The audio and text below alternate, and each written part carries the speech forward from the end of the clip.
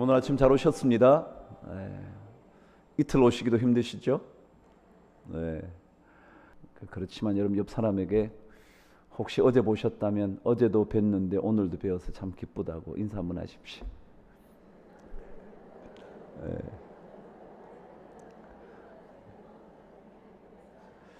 간간히 그런 인사도 하대요. 내일도 뵙는다면 얼마나 좋을까, 이렇게 한번 인사하실까요?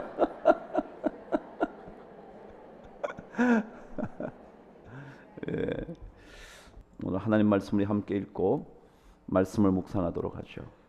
창세기 32장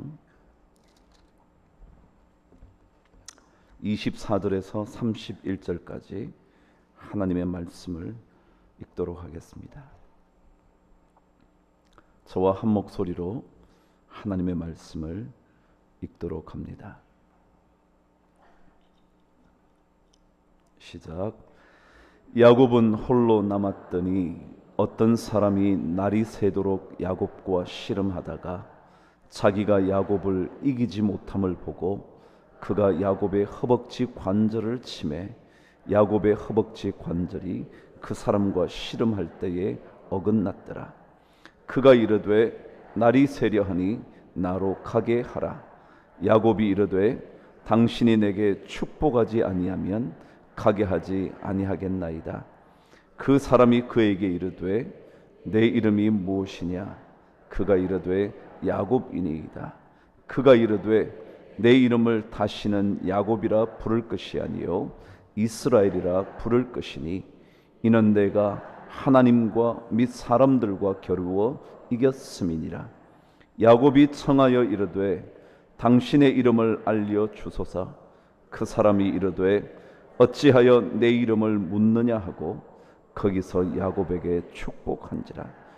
그러므로 야곱이 그곳 이름을 브니엘이라 하였으니 그가 이르기를 내가 하나님과 대면하여 보았으나 내 생명이 보존되었다 함이더라.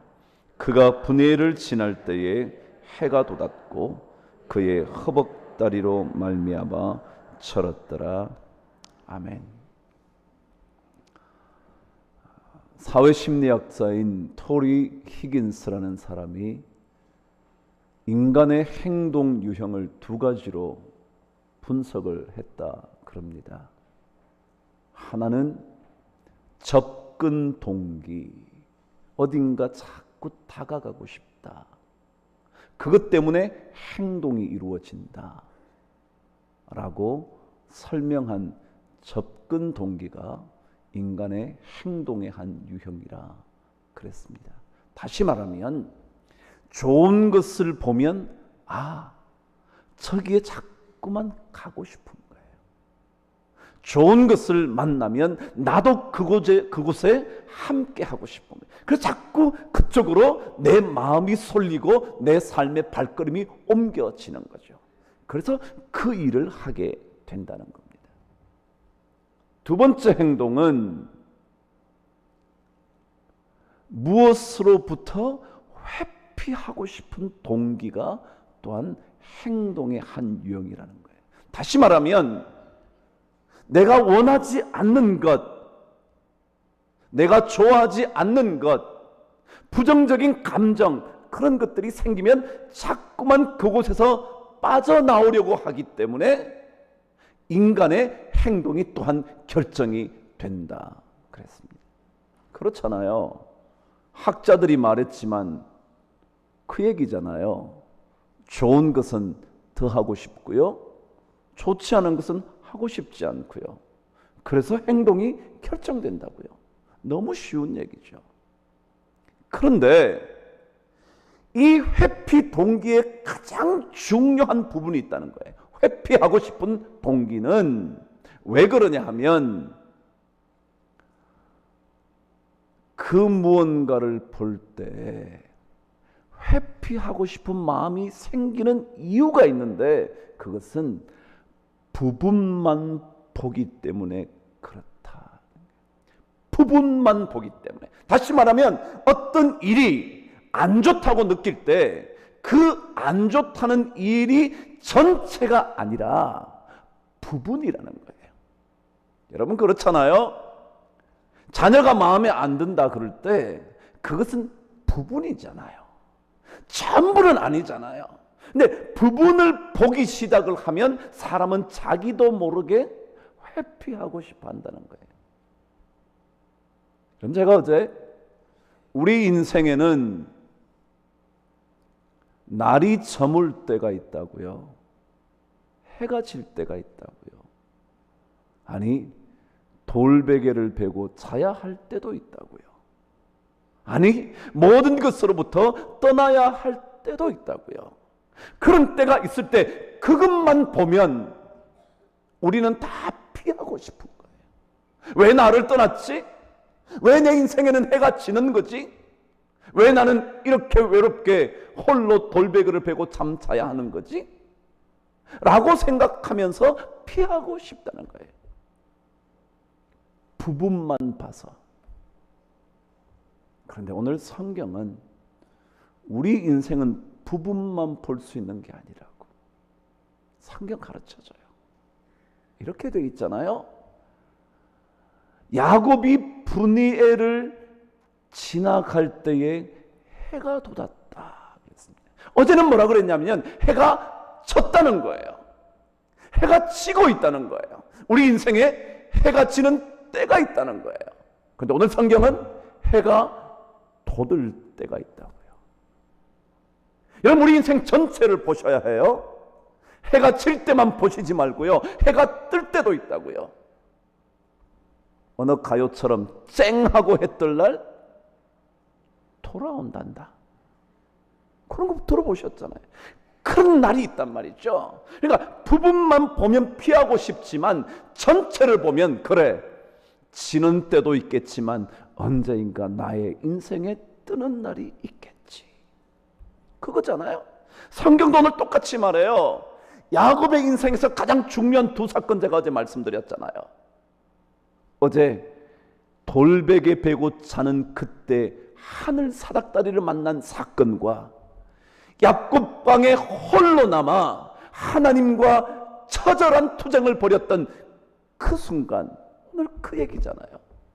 근데 그 순간을 지났더니 해가 뜨기 시작하는 거예요. 여러분 한번 보세요.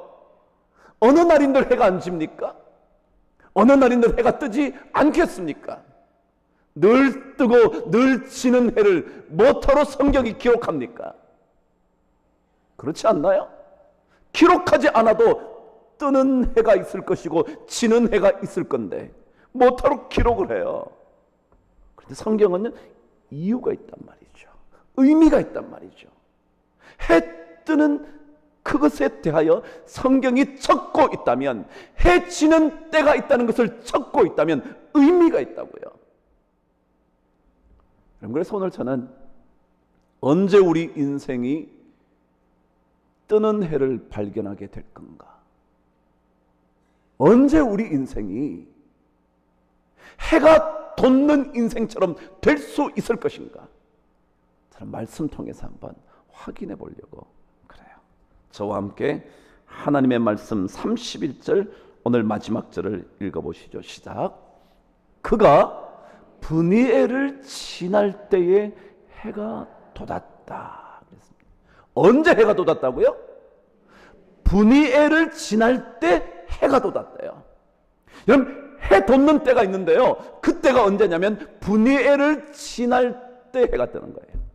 브니엘을 지나면 해가 뜬다고요. 이해가 되세요? 그냥 해가 뜨는 게 아니고요, 브니엘을 우리 그리스도인들이 지날 때 해가 뜬다고요. 브니엘이 뭔데요?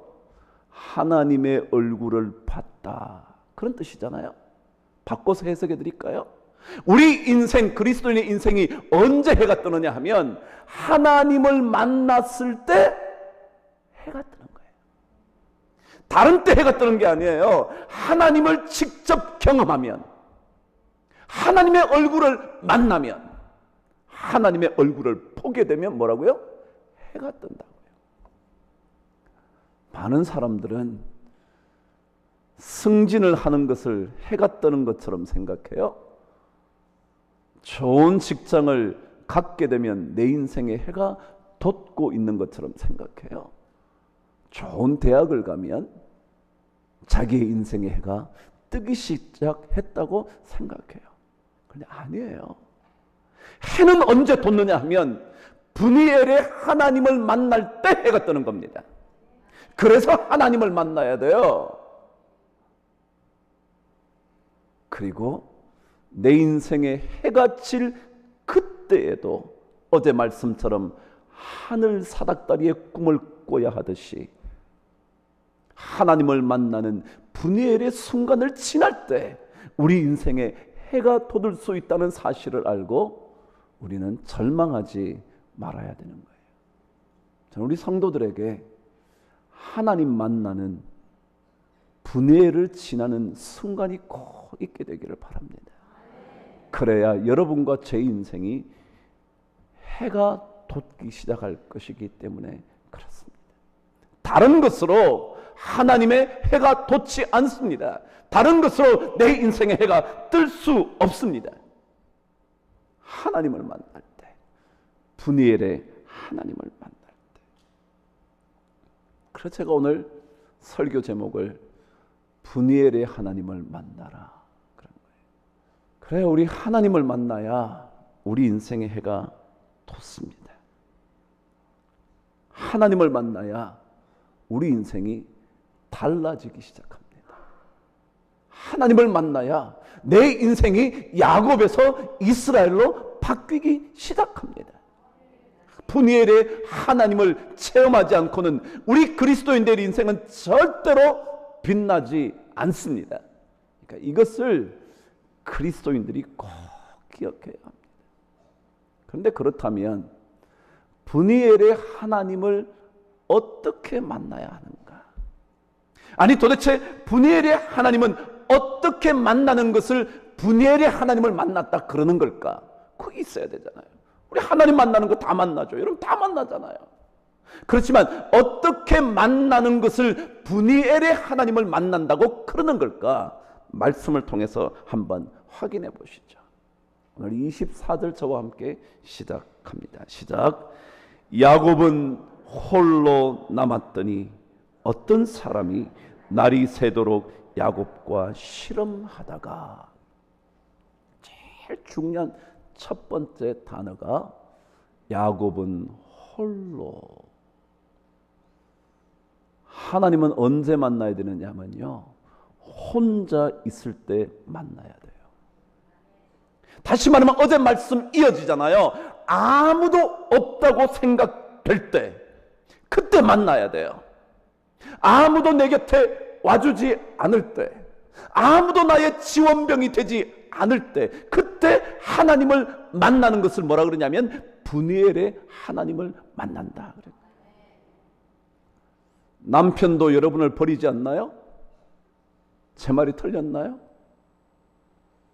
그런 가정 얼마나 많은데요. 자식도 부모를 버리지 않나요? 아니 부모도 자식을 버리는 세상 아닌가요? 혼자 남게 되는 때가 있잖아요. 그때 만나야 할 하나님, 그것을 우리는 분이엘의 하나님이라고 그래요. 여러분 인생 외로울 때요, 그때 만나야 할 분은 하나님이지 다른 사람이 아니에요. 다른 사람 찾지 마세요. 힘들 때 다른 사람을 쫓아가지 마세요. 야곱은 그와 함께 했던 모든 가족들과 그와 함께 했던 수많은 가족들도 다 뒤로 하고 다 떠나게 하고요, 홀로 남아 하나님을 만나는 거예요. 여러분 그와 함께 했던 사람이 자녀뿐만 아니라 가족뿐만 아니라 종뿐만 아니라 에서 형에게 바칠 그 많은 공물이 얼마나 많았는데 그것조차 다 뒤로 두고 그는 홀로 하나님을 만나요. 신앙생활은 혼자일 때 만나야 돼요. 여러분 왕따 늘 얘기하잖아요. 뭐가 그렇게 두려워요? 왕따 되고 말지. 그러고 하나님을 만나면 되지. 남들이 여러분 조금 여러분 그룹에 안 껴주면 그게 뭘 그렇게 아쉬워요? 그냥 하나님 만나면 되지. 이때가 하나님 만날 때인가 봐. 제가 어제 어느 한 신학교에 가서 강의를 했어요. 한 학기 강의를 맡게 됐어요. 옛날 같으면 저 불렀겠어요? 어림도 없죠. 문제 해결되지도 않았는데 지금도 아니에요. 그런데 불러주대요. 고맙죠. 그 교수님이 이렇게 말했다네요. 제가 물었죠. 학생들에게. 대학원생이니까 한 30명쯤 왔을까요? 뭐 때문에 제 강의를 들으러 오셨나요? 그냥 이렇게 얘기하더라고요. 대학원장이 너무 좋은 강의가 있을 거라고 하도 말해서 왔대. 그래서 내가 전 그럴 가능성이 별로 없는데요. 제가 그랬죠. 여러분, 아무도 안 불러주는 날 있어요. 왜 없겠어요? 여러분, 아무도 안 찾아주는 날 있어요. 왜 없겠어요? 좋다가도 여러분 떠나는 사람 있는데요. 뭘 그래요?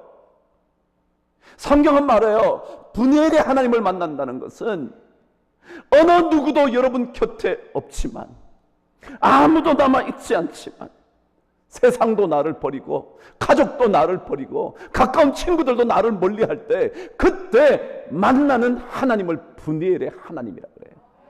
전 여러분 꼭 그때 하나님을 만나게 되기를 바랍니다. 형에게 드릴, 형에게 줄 채물만도 암염소가 200이고 수염소가 20이고 암양이 200이고 수양이 20이고 낙타가 30이고 새끼 암소 40, 수많은 것들이 그에게 있었지만 아무도 없이 홀로 남아 있었던 야곱이 그의 하나님을 만나 그의 인생이 야곱이 아니라 속이는 자가 아니라 겨우 발 뒤꿈치 잡고 나오는 자가 아니라 하나님과 겨루어 이기는 이스라엘이 되는 거예요. 여러분, 외롭다고 너무 슬퍼하지 마세요. 외롭다면 병 걸리기 쉽다는데, 질병에 걸리기 쉽다는데 하나님을 만나세요. 그 하나님을 만나면 여러분과 저는 달라질 수 있어요. 우리 인생은 반드시 해뜰 수 있다고요. 그거 모르면 제가 늘 얘기하냐, 하나님 왜 믿냐고. 제가 어떻게 강의를 시작하면서 그랬어요. 그러면 다 목회자들이거든요. 여러분 왜 설교하시냐고. 이 땅에 수많은 설교자들이 있고 좋은 설교가 있는데 여러분이 왜 설교하시냐고. 제가 그랬죠. 왜 설교하는 줄 아시냐고. 성도들은 그 좋은 설교를 들으려고 하는 게 아니라 당신이 만난 하나님의 말씀을 듣고 싶어서 그렇다고. 당신이 만난, 남이 만나가지고 좋게 잘 만들어 놓은 멋진 설교가들이 해놓은 그 설교를 듣고 싶은 게 아니라 당신이 말씀을 읽다가 부딪힌 그 말씀을 듣고 싶어서 여러분 성도들이 된 거라고. 여러분, 하나님이요? 남들의 하나님이면 뭐합니까? 여러분이 수십 년 믿어온들 뭐합니까? 여러분이 외로울 때, 힘들 때 곁에서 누군가 아무도 지원병이 되어주지 않을 그때에 하나님을 만나보지 않는다면, 그 분야의 하나님을 만나는 경험이 없다면 우리 인생이요, 해는 절대 안 돋아요. 지는 날만 있을 거요. 그러나 우리가 홀로 있을 때, 그때 하나님을 만나면, 그때 하나님의 얼굴을 구해야 합니다. 그때 분이엘의 하나님을 구해야 합니다. 우리 그런 찬양을 불러요. 주의 얼굴 구할 때 주의 영을 보내사 주를 보게 하소서. 주님의 얼굴, 분이엘, 하나님의 얼굴, 그것을 구할 때 주님의 능력을 보게 하는 거예요. 그래서 우리 인생의 해가 뜨기 시작을 하는 겁니다.